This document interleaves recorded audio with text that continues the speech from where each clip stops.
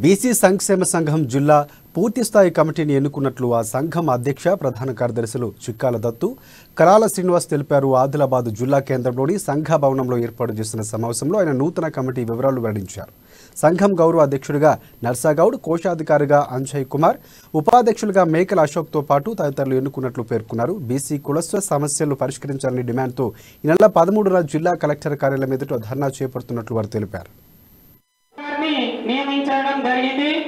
అదే విధంగా అధికార ప్రత్యేక సలహాదారులు మనకు వీళ్ళందరూ పెద్ద మనుషులు గౌరవంగా ఉన్నారు. గడిచేర్ల సత్యనారాయణ గారు, కాళ్ళ విఠల్ గారు, దగ్గర శ్రీనివాస్. మరి ఇవాళ ఇది కొత్త బాడీ, ఇవాళ మనం అందరం ఒక్క దగ్గర జమ చేయడం జరిగింది అందరినీ.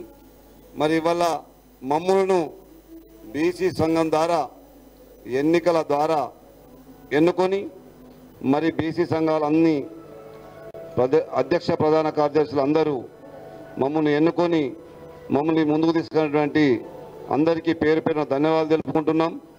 అదేవిధంగా మహిళలకు కూడా ధన్యవాదాలు తెలుపుకుంటున్నాం. ఎందుకంటే మనం కొన్ని సంవత్సరాల నుండి బీసీ సంఘంలో ఈ కార్యక్రమాలు, ఇలాంటి కార్యక్రమాలు ఎప్పుడు చేయలేని విధంగా చేసుకుంటూ వెళ్దామని చెప్పేసి